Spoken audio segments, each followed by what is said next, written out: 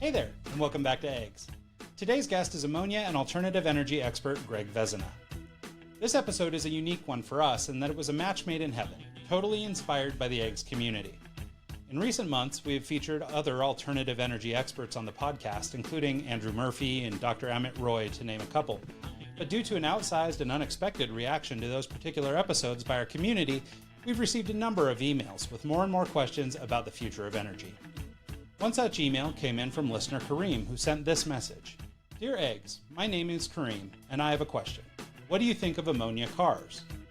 Because there's a YouTube video about a 1981 Chevrolet Impala that had its V8 engine converted to run on ammonia, which is a mix of hydrogen with a little nitrogen, which makes the exhaust pipe cleaner and it's far cheaper than gasoline. The video he's referring to, as he continued in his note, was created in 2006 by CBC News in Canada and was later run internationally on CNN, featuring today's guest showcasing his then cutting-edge technology. Indulge us for a second while we run the tape.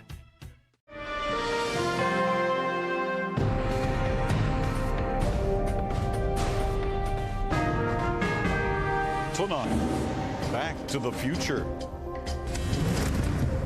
25 years later, why hasn't this Canadian's clean, green, hydrogen-fueled machine taken over the roads?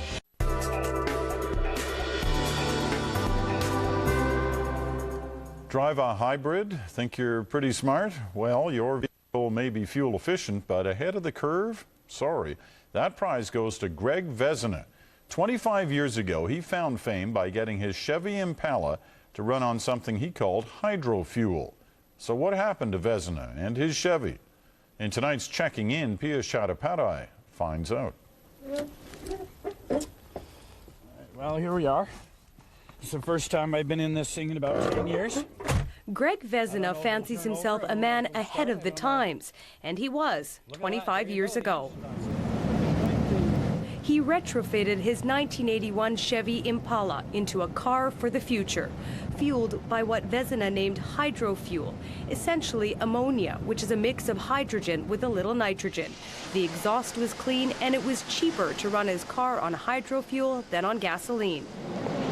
Even the energy minister of the day took it for a spin and said he liked it. So did the Governor General.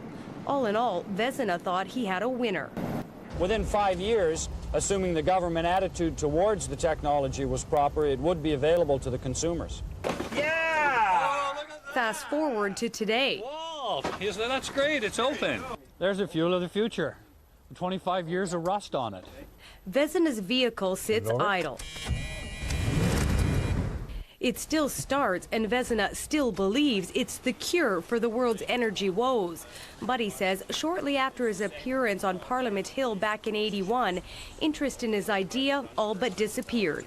Vezina speculates it's because the government owned Petro-Canada, so there wasn't much political will to develop alternative fuels. What do I say? I mean, you know, you can be right, but you got to wait for history.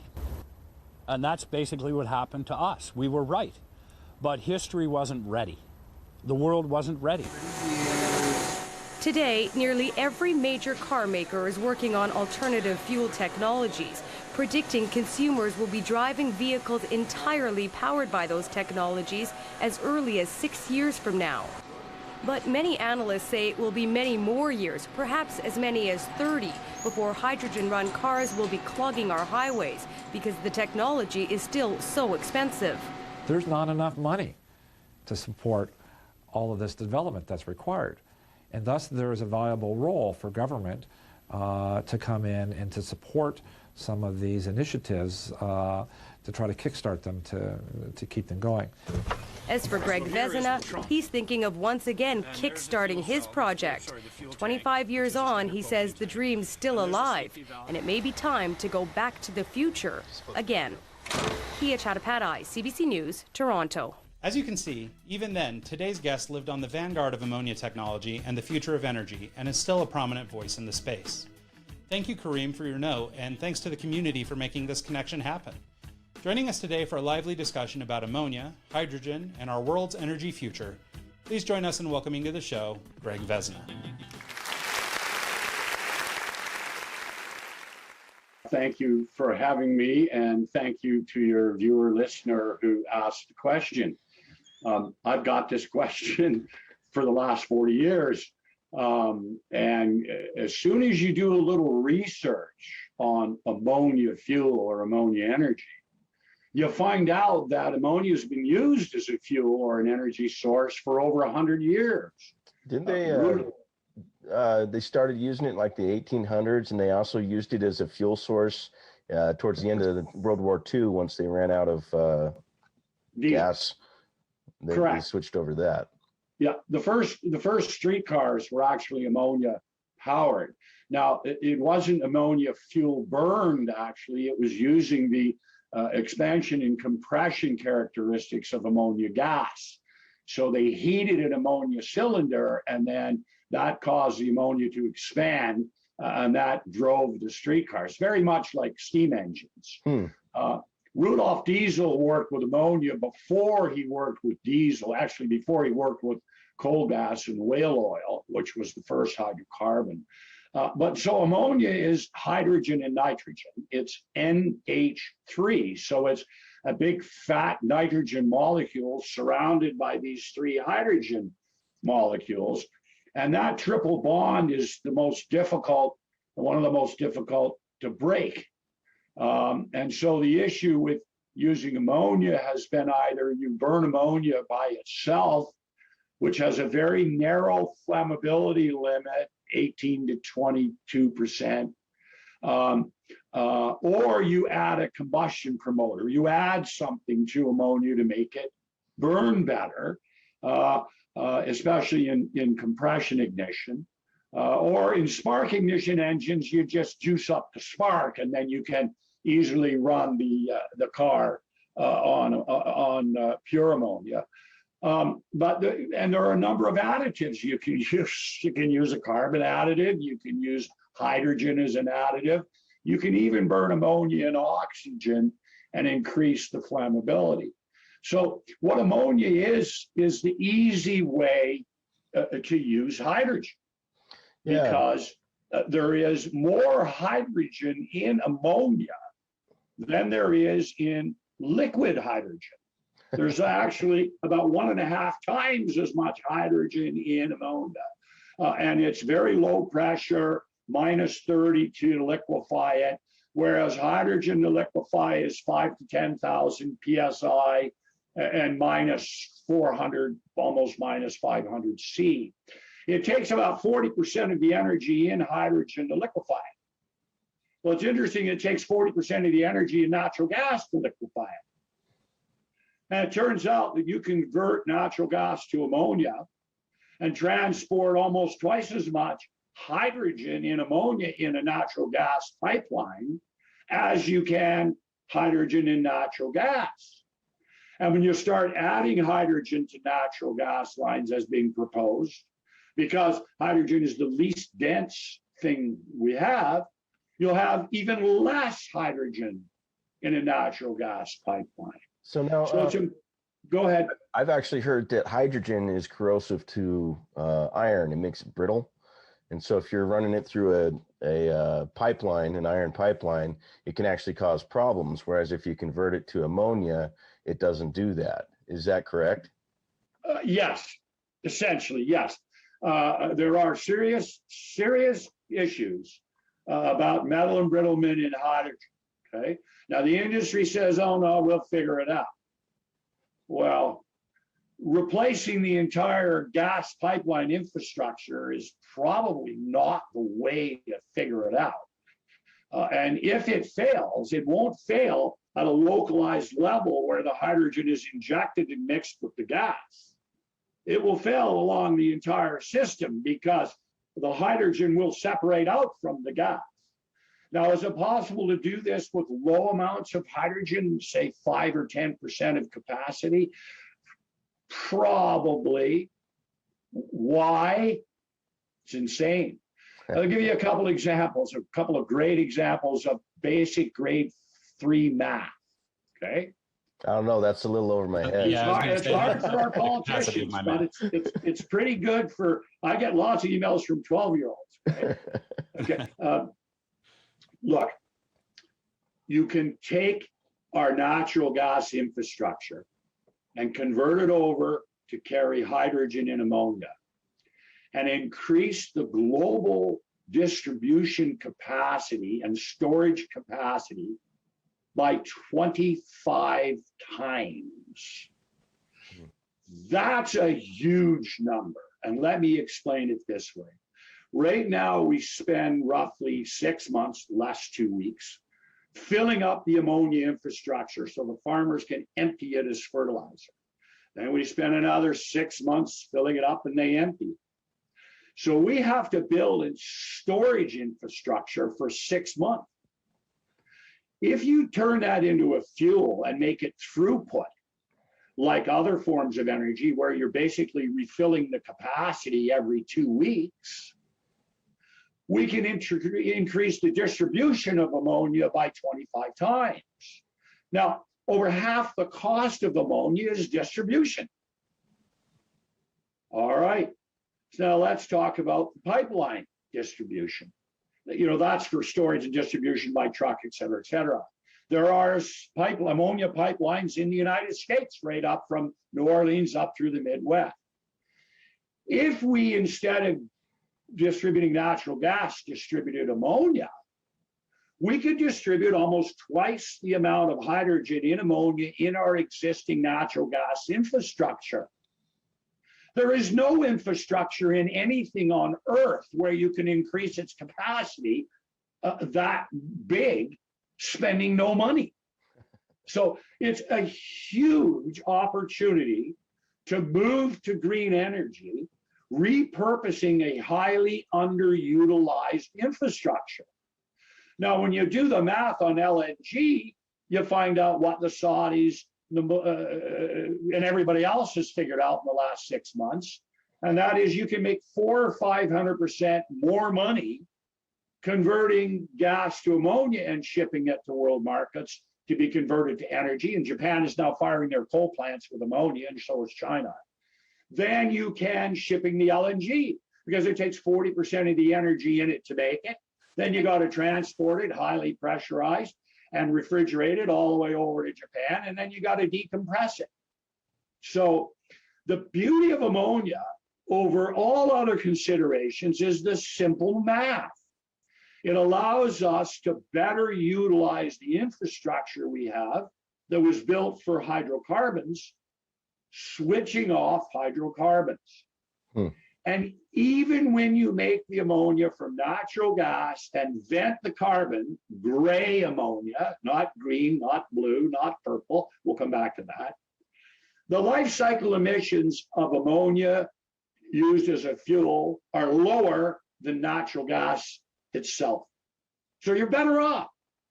So no, it's not a perfect scenario, but it gets us on the transition, lowering the intensity of carbons, and then totally moving away from emitting carbon from fossil fuels. What's very important, guys, that people don't understand is this.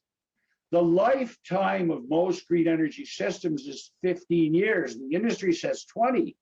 But look, the hydrocarbons that provide 85% of the world's energy exist. What we have, and we have enough for 300 years. What we need to do is to learn to take the carbon out. And we now can do that. There are multiple ways. It's just how much money you want to spend. So it's important to understand the difference between having a resource we can use clean tech to improve and the cost of that, which is $30 a ton, by the way, for carbon, as opposed to replacing it. Now, renewable energy, wind energy, solar energy, these things are totally manufactured from nothing to end use and then have to be disposed of. So let's get back to that grade 3 math. Let's say 80% of the energy that we use is liquid fuels, and the battery guys tell you we're going to replace that all with electricity. Okay, let's do the math.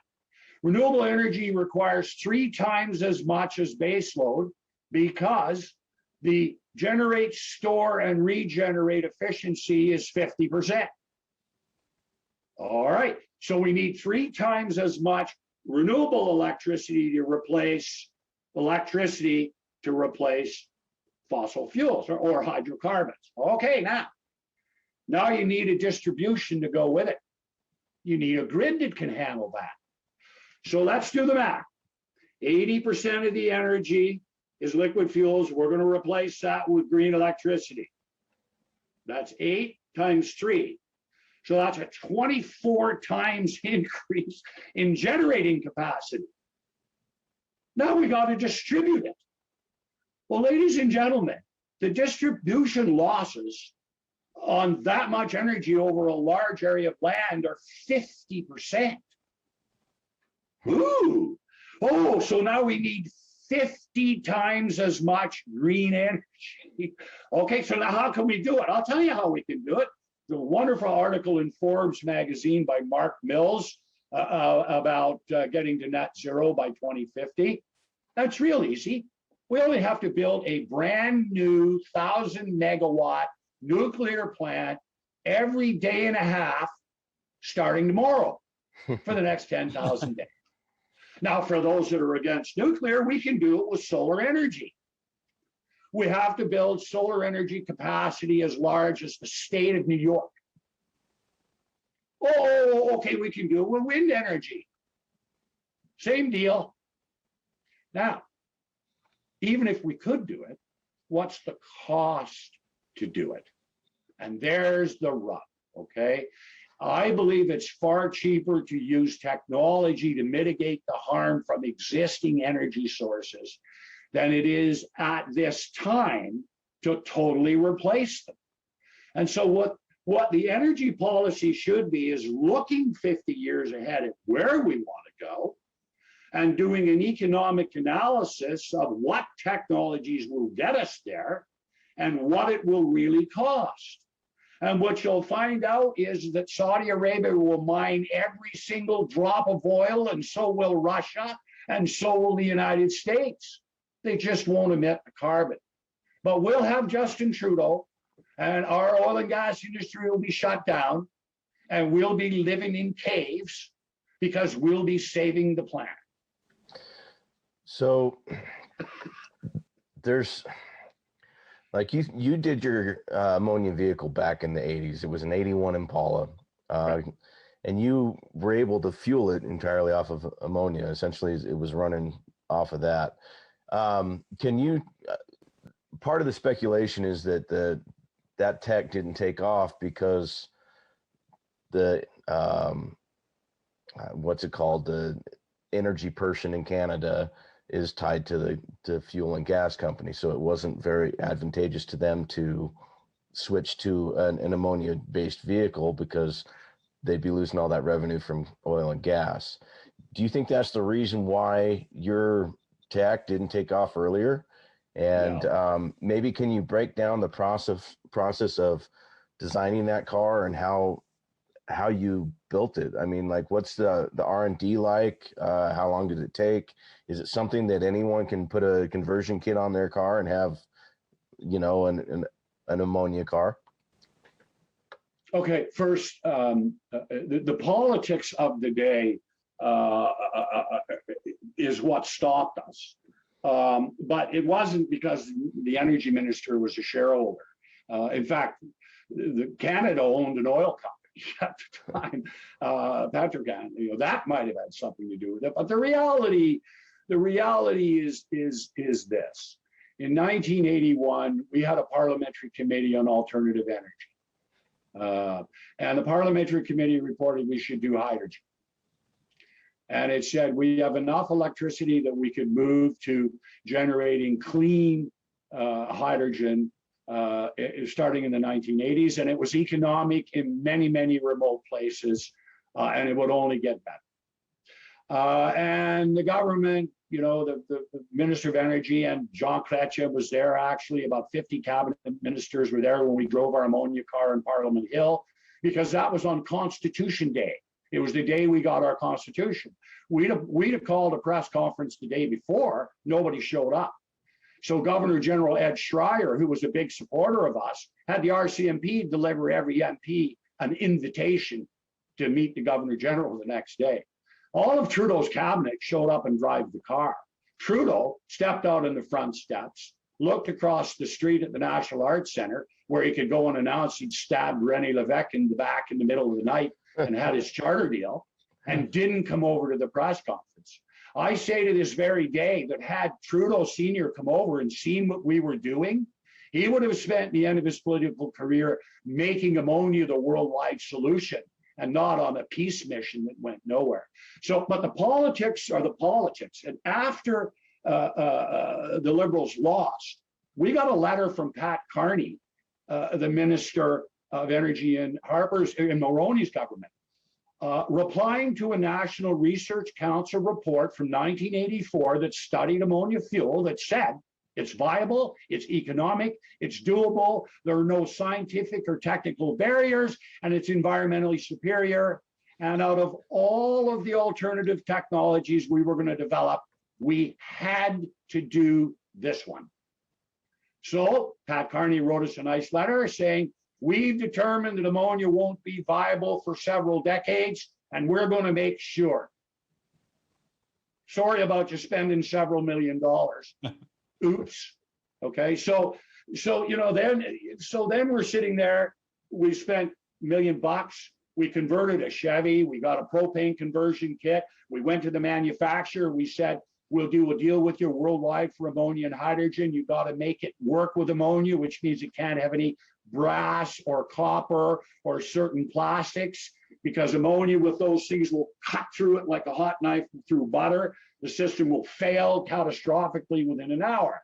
But if you solve the materials compatibility problems, which are simply using the right materials, you basically can take a propane conversion kit, put it on any car, and get it to run at least on dual fuels, maybe 5%, 10% diesel, 90% ammonia, or if it's a gasoline car, on 100% ammonia. So our approach has been, rather than buying new fuel cells or new engines, there's 1 billion generators on Earth and there's 1 billion vehicles. Before we're going to replace them all with Toyota and Hyundai fuel cell cars and Tesla battery vehicles, we might want to convert the existing ones to run on clean fuel. So there's two approaches going forward. One, our business is based on technologies to produce low-cost green and blue hydrogen. Blue hydrogen is hydrogen made from a fossil fuel or hydrocarbon. And when you make ammonia, you separate the CO2. It's part of the Haber synthesis process. And once you got it separated, it's pretty cheap to deal with it, okay? So blue ammonia is ammonia made from hydrocarbon that doesn't emit carbon. In Alberta, 40% of the ammonia that's produced there is carbon-free. They have a carbon pipeline and they pump that ammonia underground.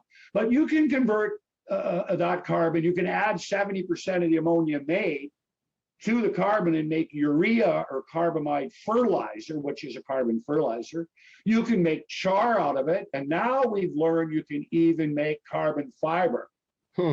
So what was in the past a negative cost to clean hydrocarbons is actually becoming a positive cost. According to the International Energy Agency today, if you had a $30 to $50 in Canada, if you in the US it's a little higher, but if you had a $30 to $50 a ton carbon price with no industry exemptions, no 90% exemptions, because Trudeau gave the industry the 90% exemption. So if I'm producing a ton of ammonia, today's carbon price is $40, and a ton of ammonia creates 2 tons of CO2, I should be paying an $80 carbon tax. Well, the cost to eliminate that carbon is $60. So it would be $20 a ton cheaper for me to make cleaner ammonia. But Trudeau gave me a 90% exemption. So it only cost me $8. Now, this is an interesting number that people should know. When Trudeau's carbon tax gets to $170 a ton, the carbon tax on a ton of ammonia should be $340. Double the cost to produce it. But with a 90% exemption, it's only be $34. Okay, the cost to clean it is still $60. But Trudeau gave industry a bonus. He said, I'm going to have a clean fuels policy, which is only going to apply to carbon from fossil fuels. It's not going to apply to ethanol, methanol, batteries, wind, solar, nothing else. The only thing that pollutes on Earth is oil. There's no pollution from green energy, from batteries, from wind. It's zero emission. 1-800 bullshit. Give me a call. So, okay, so what's the cost? So in 2030, industry will get paid $350 a ton to take the carbon out of natural gas and not emit it. Well, it only costs the industry 100 ton to make it and 100 ton to distribute it. So we'll pay industry a $200 a ton profit in carbon credits for every ton of ammonia it makes, according to just in time. Okay. Well, boys and girls, the rest of the world will have a $30 a ton carbon tax with no exemptions, and the industry will convert to ammonia globally in a decade.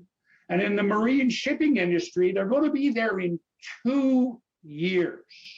Yeah, I was. Man Energy is building ammonia engines for their large ships, and shipping causes 15% of the global pollution. And those brand new engines are going to be available in 2024. And Man Energy is selling a retrofit to add on any bunker fuel engine by 2025. So if one of the largest energy users in the entire planet can twist its entire supply chain and energy utilization chain in a decade, why the hell can't we do it anywhere else? Well, where they do it, China's doing it in their coal plants. Yeah, they're building 100 coal plants right now, but every one of them will run on 40% ammonia, 60% coal, and have less emissions than our natural gas plants. Japan's doing the same thing. So and sort of to finish answering the question, the last place we're going to use ammonia is in the family car, because there are too many reasons to do it elsewhere. Safety, insurance, all the rest. Ammonia won't explode, but it is caustic. It's not toxic, it's caustic. It means it'll smother you, it'll burn you, okay? It sounds similar to gas. It'll smother you and burn you. Well, all the safety on ammonia compared to other fuels says it's just basically the same. The injuries from ammonia won't come from fire, they'll come from lung damage. And in fact, there'll be less deaths from ammonia accidents than there would be from other fuels. And the industry says, okay, well, we'll keep the other fuels because if you don't die, it costs us more money. Yeah. Right. Okay. Well, I wonder, so can we maybe just talk a little bit about, I mean, it seems to me like maybe there's a misalignment in incentives, right? I mean, like, why is it that people aren't going for this? Because, I mean, you know, all the reasons you've stated are, you know, seemingly obvious, right? Like, it's clearly a good option. You know, I mean, we had similar thoughts after talking to Andrew Murphy was, you know, well, God, yeah, we should be using hydrogen. Like, what's going on? Why aren't we doing this? And there's a conspiratorial angle or a policy angle, right? Where you go, it's the fuel companies or whatever. But I mean, clearly, I mean, I guess if it's like everything else in the world, there's probably a misalignment and incentive. And so I wonder if you could talk a little bit about that and how we can maybe overcome it. It's economics, guys. Follow the money. Okay, let me say it. Let me say it in a way that everybody can understand. How many companies do you know that can afford to spend 1 year's electricity costs on a 2-day science experiment? Microsoft did. They spent 1 year server costs cooling Underwater. on 2 days of hydrogen fuel cells. Oh. Now, so Microsoft can do it for greenwashing. Google can do it for greenwashing.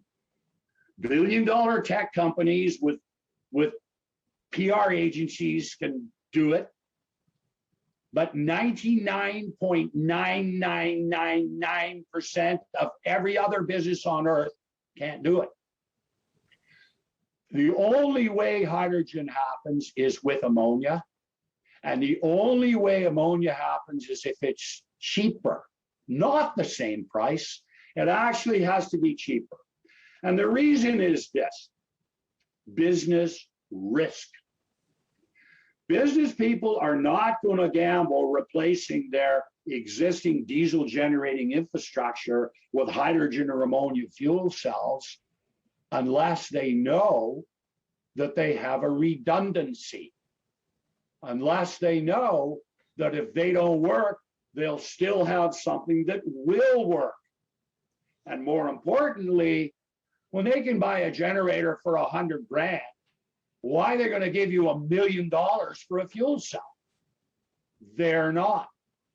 So the barrier to this technology has been cost, plain and simple. And all of the government grants in the world cannot level this playing field. What will level the playing field is full cost accounting. So if we put the real price of pollution from all forms of energy in the retail cost, and then we said, consumer, you can buy whatever you want. And we got a guy in Tennessee that says, by golly, I won't run my car on nuclear waste. And the EPA says, well, no problem there, Jimmy. It costs you $7 million a mile, and you have to pay for your permit up front. Enjoy yourself.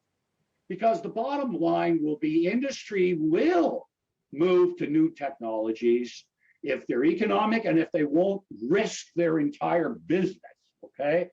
Ergo why I say the hope for hydrogen and the hope for ammonia, which is the carrier for hydrogen, is the aftermarket, is the billion existing diesel generators and the billion existing vehicles on Earth, in particular, the large and medium transport vehicles, because you have centralized fuels, you have staff that are trained in materials handling.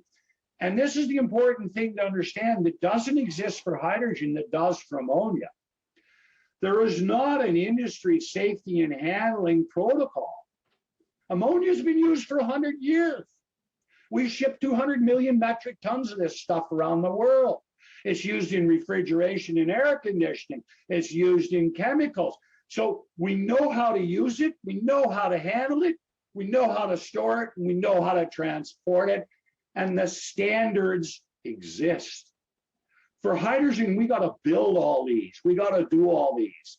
And so because hydrogen is more difficult to store and transport, why bother? And the proof is in what both Toyota and Hyundai did with their hydrogen fuel cell vehicles. CICERO, which is the Australian government university research organization, developed a technology to split ammonia into hydrogen and nitrogen. There are others who have, but they developed one. And so they put an ammonia fuel tank in the Hyundai and the Toyota fuel cell vehicles. And then they split the ammonia into hydrogen and nitrogen, vented the nitrogen, and ran the fuel cells on pure hydrogen. Okay? There was a bidding war between Toyota and Hyundai for this technology. Hyundai won that one. But guess what? There are two others. There's one from the University of Ontario who we are working with and have a technology agreement with. They have a patent on an ammonia engine, that, which is a hydrogen engine that cracks the ammonia into hydrogen and nitrogen, but it takes the nitrogen off at ambient, which is minus 190. So when you're using that in a cooling and heating application, refrigerated transport, CCHP, it reduces fuel consumption by 20% because the cooling is provided by the nitrogen. Huh. So now, yeah, so now in a Wow. CCHP application, you're at 80% efficiency, running on pure hydrogen generated from ammonia at, wait for it, 30% of the cost of the same thing on diesel. So one of the main problems with running a hydrogen vehicle, for example, is it's compressed. The compression, you have to have I think it's a carbon fiber tank, and it's under high compression, and the refueling systems are kind of problematic because of that. Would ammonia solve this issue? Because essentially it's stored in a liquid format, right? Yeah. There is, well, there's two ways to store it. I mean, you can store it as a gas as well. It depends on the temperature you're storing it and the pressure, but correct. There is another company called Contact, and they've got a patent on a 98% efficient ammonia to hydrogen separation technology. So that means anywhere where you want to use hydrogen, you can use ammonia, put the separation unit right in front of that. Now you've got pure hydrogen with very, very low storage costs. Okay, that's a big breakthrough, but they also have a patent on a hydrogen fueling station that comes out of this. And this fueling station will fuel hydrogen, ammonia, or batteries. It'll supply 3 times as much hydrogen as a hydrogen station for half the cost. Huh. Okay. So what I'm trying to, the picture that I want your viewers and listeners to get is technology can help us, but it can only help us if the governments stop prohibiting it. I'll give you an example. In Ontario, in Canada, the federal government gives a $5,000 battery vehicle subsidy. So they did the research on how much CO2 is eliminated by that battery vehicle and how much per ton of CO2 it costs. And it costs $200 a ton. But wait a minute. There are literally hundreds of ways to eliminate carbon at between 30 and 50 a ton. And because we're subsidizing those battery vehicles, all those other technologies cannot enter the marketplace. And yet those technologies can eliminate 100% of the carbon we emit from fossil fuels for less than 20% of the cost of battery subsidies. So now we got our political leaders, Trudeau and Biden, saying the entire world is going to be on battery vehicles in 2035. Where's the lithium coming from? Where's the cobalt coming from? And let's go back to my original discussion. Where's the electricity coming from? Because if you have more than 2 houses on a street with a high capacity battery charger, you don't have enough electricity on the street. So wait a minute. So let me finish now. So remember I said you have to increase your capacity 25 times? Guess what? It's 50 times if everybody's on battery. Okay. It's impossible. And anybody that says we can get to net zero by 2050 is full of shit. It's impossible. Well, I always try and look at the other side of that too, right? I mean, what do we do with all these batteries when they burn out and die? I mean, because they are, finite. Like they don't last forever either. No, there's zero emissions. Those batteries are made from unicorn farts, and unicorn farts smell like ice cream. Well, I had heard this figure, and honestly, I don't know if it's true. I've never actually done the research, but I did hear at one point that it actually requires more fossil fuels to create a Toyota Prius than you will ever save in the lifetime of owning that Toyota Prius. And I don't know if that's the case anymore, but I always thought that was a funny thing. It's close. It's close. A well-running hybrid is as emission-free as any BEV in terms of is level emissions in terms of life cycle. Okay, an ammonia vehicle, it's there, it's right there with a battery vehicle, even if the ammonia is made from natural gas and you vented the CO2. If you don't vent the CO2, ammonia wins across the board in absolutely every category. And again, there's different colors of ammonia or hydrogen. There is what we call gray or brown. That is where the carbon is emitted. Then there's blue. That's where the carbon's not emitted. We do something with it. Sure. And then there's green, which is, according to the zero free, that's electricity that electrolyzes water to make hydrogen and nitrogen ammonia. And they claim that electricity is pollution free. Yeah. Well, and like you said earlier, it's though, not I mean, pollution free, right? Right. It's not. So, in fact, half the electricity generated in the United States is from coal.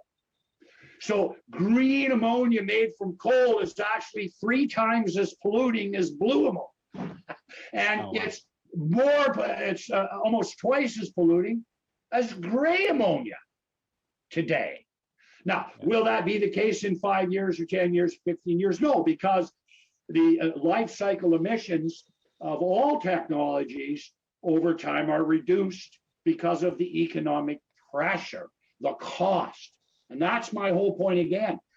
Our governments pick winners and losers. Oh, let's see, we'll do alcohol. Wait a minute. There's only 75% of the energy in ethanol that's used in the fertilizer and diesel to grow it. If you didn't grow it, we'd have 25% more energy. It takes 25% of the energy in hydrocarbons to eliminate the carbon. What are we growing ethanol for? So it increased global food costs by 40%. Now, the EU has cut ethanol and biofuels because they claim they're using wood waste, except they're using raw live trees. They've cut it from 7% to 3.9%. Canada, the US, we're increasing it from 10% to 15%. And as soon as you go above 10%, you destroy all the engines, and the automobile manufacturers say we're not honoring the warranties. Why do these politicians do it? Farm votes. Even Al Gore, who broke the tie vote in Congress to give us ethanol subsidies, said 10 years ago it was the worst policy they ever come up with. But Biden and Trudeau, off they go. You see, so this is my whole point. Unless you follow the money, unless we know what the real costs are and put that in the price and let industry and consumers vote with their wallet, we're never going to get anywhere because we can't. So with hydrogen vehicles, it's a chemical process that converts the hydrogen into storage for the batteries, and the batteries power the cars. So batteries are the waste, the product that's coming in and causing, like Ryan was saying, like creating the batteries itself is what's being, the lithium. It may not be carbon waste, but it is waste. It is waste. And it's not, I mean, what happens when the battery's done? What do you do with it? Et cetera, et cetera, et cetera. With ammonia, wasn't your vehicle, you start it with gas for 30 seconds and then it runs off the ammonia itself, so it's still a combustion engine? Is that what you think is the solution, so we don't have to have the batteries? There's no question. Well, it's highly technical, but let's sort of cut to the chase so that you and your viewers and listeners can understand. Okay. An internal combustion engine burns a fuel, and it can be any fuel. Okay. We can convert internal combustion engines to run on hydrogen or ammonia in multiple ways. You can use an additive. You can crack the ammonia. You can do compression and burn diesel fuel, get the engine warmed up and unload, go 95% diesel. You can start for 30 seconds or 15 seconds with gasoline and then go 100% ammonia. There are multiple ways to utilize this technology in internal combustion engines. The point that has to be made is this. Internal combustion engines are very, very, very good with batteries, with hybrids. The best propulsion system we could ever make would be an ammonia fueled vehicle with an electric propulsion system, because electric is highly efficient. The problem is storing the friggin' electricity. Yeah. So follow me. A lot of the energy wasted in battery vehicles or used in battery vehicles is for heating and cooling. You're in 100-degree or 90-degree weather. You have to have air conditioning. Well, batteries are not real good at converting electrical energy into air conditioning that way. The battery has to be heated. or cooled. If the battery isn't heated or cooled, you'll have losses in the battery.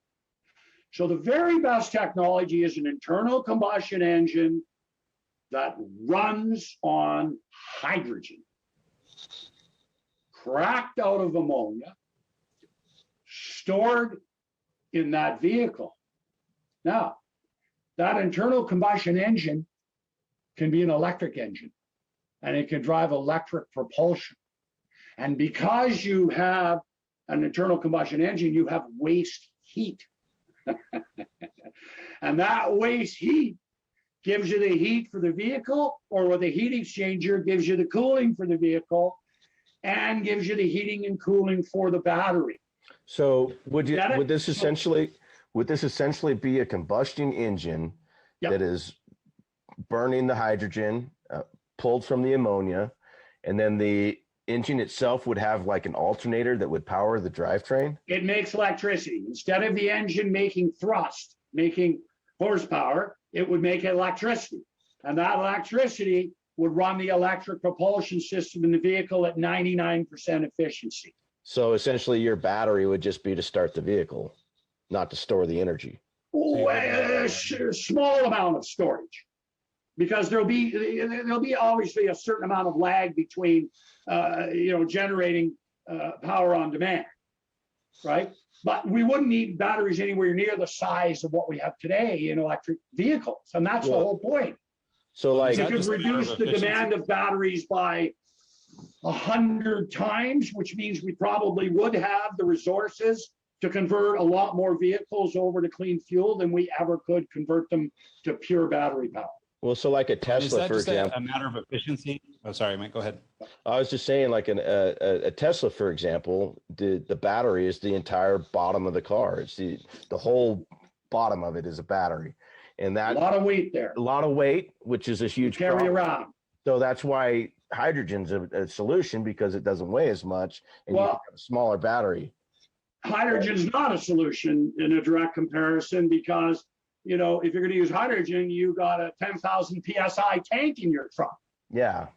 Okay. So ammonia, yes. Hydrogen by itself, no.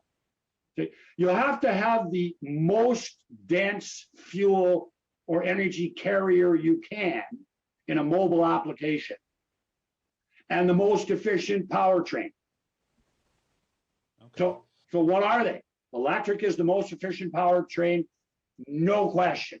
So then people say, oh, batteries are 80 or 98% efficient, and internal combustion engines are only 20% efficient. I say, wait, we got to get that grade 3 math in there. Sorry to confuse you, ladies and gentlemen.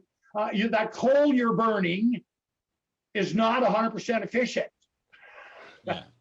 That coal you're burning is 30% efficient. Yeah. Ryan, what were you going to try and say earlier when I cut you off? Well, what I was going to ask is, so Greg mentioned that, we could reduce the size of the battery, or we wouldn't need total battery storage in an electric vehicle, for example, if we had this little combustion engine cranking energy. But I wondered if it was is it a matter of efficiency that we can't get to like a one-to-one replacement in real time that we would need to store? Or, is there such a thing as maybe with some future technology or something that we could get to where we can create enough energy for our needs in real time via this, this platform, running this combustion engine? You can store 12 times as much energy, BTU to BTU or kilowatt to kilowatt, in ammonia than you can in any battery that's ever existed. Okay. Pretty simple. So then pretty simple math. We can just extract that and basically stay ahead of whatever our consumption is. Yeah, you can't use batteries for energy storage as the only form of energy storage on a vehicle from an energy or exergy point of view, from an efficiency point of view, or from an economic point of view, if you're looking at the real numbers. Okay. There's all kinds of bullshit you can do, but if you want to look at the real facts, no. Okay. It's just not there. And that, I guess, is just the nature of the stuff, right? It just is molecularly based. It's not that somebody is not allowing it. It's just in the first place, the technology isn't viable. And in the second place, to supply the electricity to make it viable, the cost is insane. Okay. And what are the environmental consequences of increasing our grid by 50 times? Well, we're not going to kill any. Whatever good we're doing is probably. We're not going to kill any caribou doing that. So I wanted to ask you, and you've sort of alluded to this along the way, but one of the big things that, being the economics is sort of the enemy here, is cost. Can you talk a little bit about where the cost is? Is it in the hardware? Is it in the research? Like why is this so expensive if it's so wildly efficient?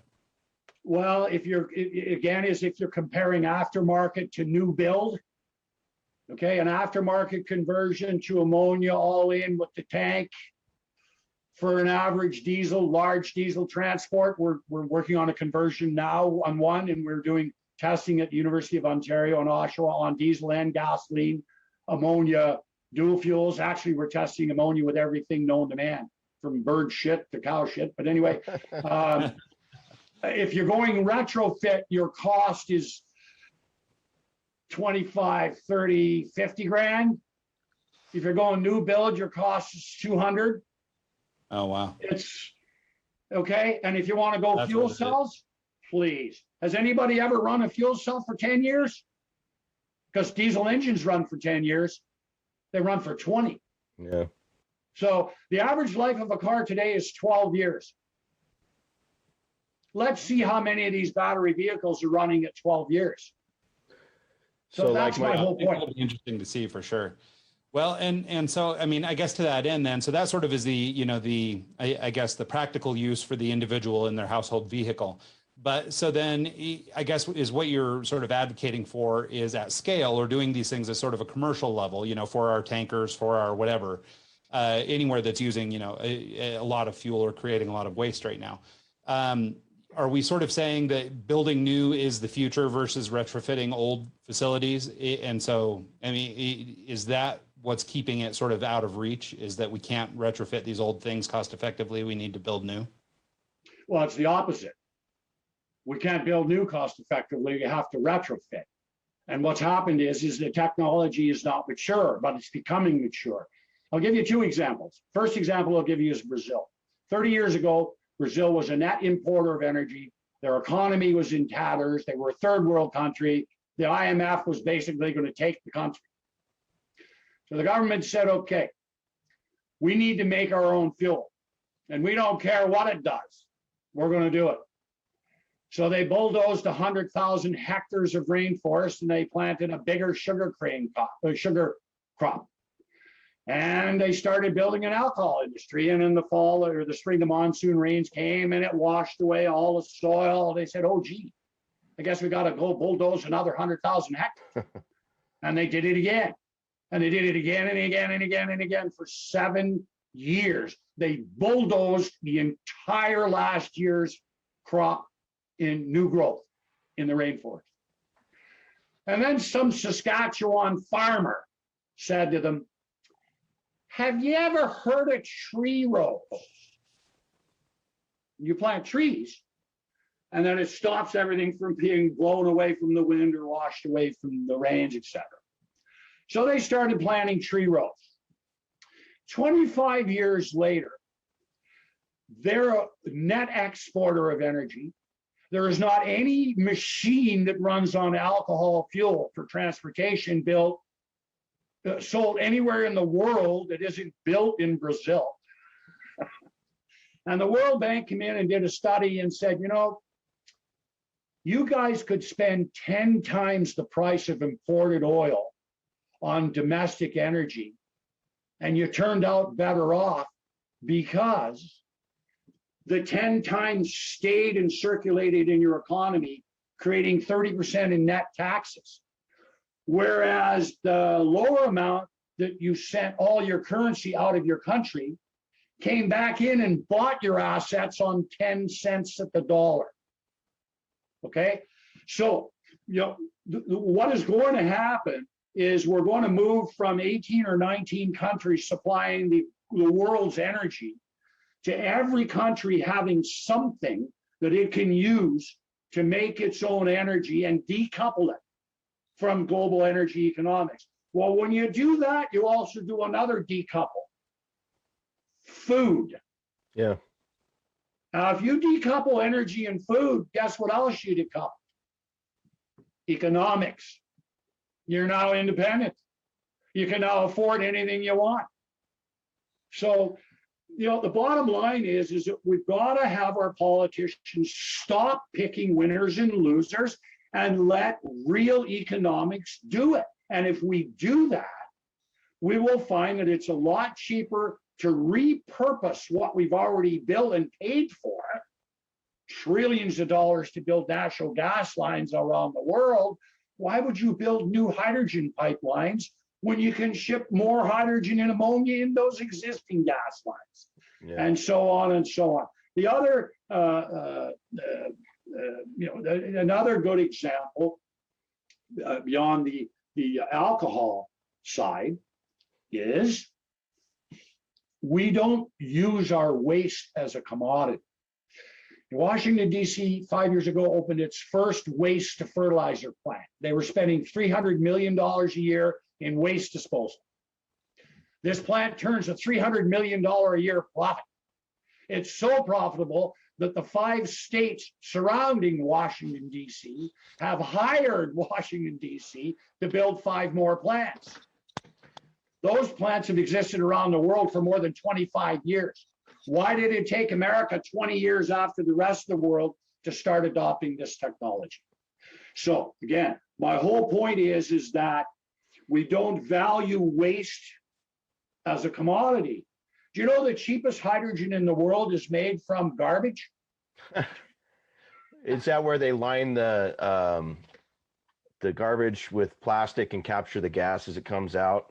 No. Yeah. You use pyrolysis and you turn the garbage into hydrogen and pure char.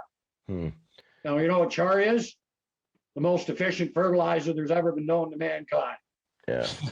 So speaking of fertilizer, right? Nitrogen, which is a byproduct of burning your ammonia, is a fertilizer. Is there a way that like a farmer could power his tractor with ammonia, capture the nitrogen, and then use that nitrogen to fertilize his crop? If you're going to use the ammonia for energy, then there's not going to be sufficient nitrogen recoverable to use as a fertilizer. Okay. So you're kind of doubling up, and that won't work. But certainly any farm, and there's a farm in Minnesota today that people can see that has wind generators and solar panels that make hydrogen, and then they synthesize ammonia by liquefying air and getting nitrogen, and then they run the farm tractor on ammonia, and they run the crop drying on ammonia, and they run the generators for the farm on ammonia. Okay? But again, it's not the little ones that are good for us, it's the big ones. Let me give you another example of natural gas. Okay, it's important to understand that ammonia works better, more efficiently than any other fuel. If you build an ammonia plant right beside a natural gas power plant, when you liquefy the air to get the nitrogen to mix with the hydrogen, 18% of what you liquefy is pure oxygen, which right now they just vent. But if you build that ammonia plant right beside that gas plant, and you make enough ammonia to run that gas plant, and you burn that ammonia in that pure oxygen, it's 50% more efficient than it was on diesel or coal. 50%. And it's zero emissions. The only thing you get is steam and N2, not nitrous oxides. Okay? Now, you can do that at an existing gas plant, shipping in ammonia and liquefying air there. It takes 11% of the energy in oxygen, in ammonia, to liquefy enough oxygen to burn it. In oxygen, not in air. But it's a 50% increase. So you've got a 39% increase in the efficiency of our natural gas plants simply by using a new technology. Yeah, this is my point. There are huge economic, social, energy infrastructure benefits to ammonia. Huge, massive. Well, and I think that there's one thing. Politicians would get out of the way and listen to the science and listen to economics, the whole world would be there, and the whole world is going there. If you search ammonia energy, the biggest companies in the world in every sector are all over it. Total Energy, Shell Energy, BP, Exxon, they're all in it. The coal companies, they're all in it. The biggest mining companies in the world, they're all in it. The biggest shipping companies, they're all in it. The biggest fertilizer companies, they're all in it. I suggest your viewers go to ammoniaenergy.org and just click on the membership list. Because when the biggest corporations in the world have turned the Titanic in 5 years, you should notice. Okay.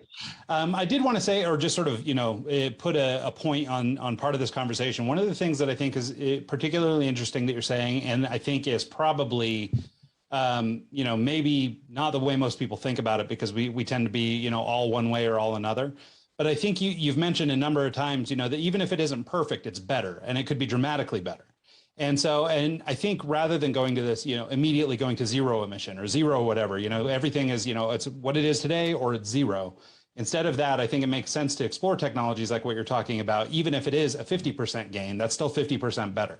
And I think I just kind of wanted to call that out, because I think that, throughout this conversation, there's been a lot of instances like that where it's like, okay, well, maybe it's not 100%, but it could be made 50% more efficient. And so then how does that trickle down, right? So I think it's important that we understand that it doesn't have to be all or nothing. Well, that's absolutely right. And it's also important to understand that the third world, they're the places that are going to be the biggest users emerging from polluting energy. Okay, Africa, India. Okay, the amount of energy we're going to require 20 years from now for air conditioning will be a third of the global energy production. Yeah. I mean, where is this going to come from? And again, if you look at the third world, there's an inventor in Nigeria who I've worked with. We've been quoted in the Guardian magazine. He invented a technology to take human waste, urine and the rest, and turn it into ammonia gas. Isn't it? I mean, like, I've heard you can't mix bleach and urine because it creates a gas. It's like noxious. You'll create a toxic gas. From chlorine? If you mix chlorine and ammonia, you get mustard gas. So is urine, not to be like disgusting or whatever, is it ammonia? Yes. What is? Yeah. Okay. Yeah, that's what our body is full of ammonia. Yes. So anyway, again, giving you the example of Washington, D.C., well, I mean, that was a $1.5 billion project. Well, you're not going to do that in Nigeria, right? Because they're flushing their stuff right in the river, right? Oh, but wait. But you can make fuel out of that stuff we're flushing in the river, and it's profitable. Now, does Nigeria want to do it? No, because they got lots of oil. So it's patented. There's an inventor doing it. There's a bunch of schoolgirls that are running a generator on urine, but the government won't do it because they're in the oil business, right? That's crazy. So again, I say to your viewers, use a search engine, search ammonia energy and search ammonia fuel, and you'll see that this is an amazing technology we've had for 100 years. The U.S. government in the 60s did a project called Energy Depot because the 4 out of 5 fuel convoys were destroyed getting to the front line in Vietnam, not counting the soldiers that were killed. So they said, geez, we got to make a fuel of the front line. So they got together all the scientists and they said, what can we do? And they said, I got a great idea. We'll build a portable nuclear reactor. We'll drop it on the front lines of the helicopter. We'll make fuel. What fuel can we make? We can make ammonia. So they hired General Motors. They build ammonia fuel cells. They build ammonia airplanes. They build ammonia, everything. And then it got to the Defense Committee in the Senate. And one of the senators asked the military guy, what happens when they blow up that tokamak? And he said, well, we won't have to fight over that land for 100,000 years. No, and so they killed the whole project. But what they should have killed was the portable nuclear reactor part and kept all the stuff. So 1981, years later, a couple of scientists did a huge study on ammonia for the U.S. military and U.S. government. And they concluded, we should have done this years ago.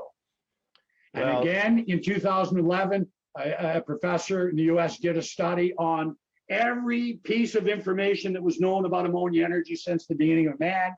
He reduced a study, Bill Algren called the dual fuel solution, and increasing the global ammonia supply of 100 times.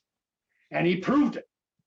And then most recently, there's a wonderful research document produced by Dinser at the university here, who is the editor. It's called Comprehensive Energy Systems. It's 5,500 pages. It's $4,000 US. It is the largest compilation of knowledge on energy that has ever existed in man. Well, hydrofuel is all over it. Ammonia is all over it. So we now, my point is that it takes technology and industry time to catch up. And first movers are not always the first winners.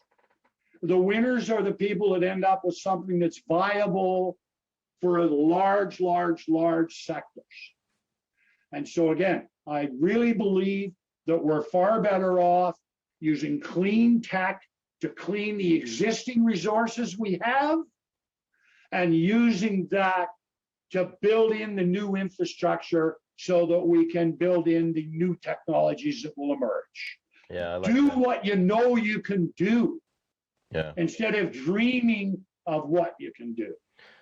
Well, Greg, this has been a really educational conversation. I really appreciate you making time for us to talk about this. Something that I kind of really have a passion about. So thank you for coming on the show. Well, and I just want to add too that, I mean, this on top of all the hydrogen talk that we've had on this channel and in recent history, added this whole other layer, I think, especially this idea of, being able to transport better and that there's actually more hydrogen in ammonia. And it seems like these two technologies really go one in one. And I hate that I'm just now at 40 learning about this because you're like the rest of the world, my friend. The rest of the world's only learning about it too. I love it. Well, we'll do our part to spread the good word. Thank you very much for having me. And thank you to your viewer and listener for hammering on you and saying, what about ammonia? Yeah. So Greg, do you want to tell our listeners where they can go to learn more about you and your company and if they want to reach out? Yeah, our company is called Hydrofuel. We have two websites. You can go to hydrofuel.com or you can go to nh3fuel.com. Okay. And there's on the left tab of our website is all the research we've done. You can go in and check the stuff we did at the AICHE, all of our submissions to the government of Canada on clean fuels. And the other place I'd suggest people go is ammoniaenergy.org to see how big this really is already and what's coming. I think that's great. Well, thanks so much, Greg. Like Mike said, I really appreciate you taking some time today to do this. It was an exciting conversation and learned a ton. So thank you so much. Thank you guys again for having me. Absolutely. And thanks so much to everybody who tunes into the show this week and every week. And we'll see you guys next time.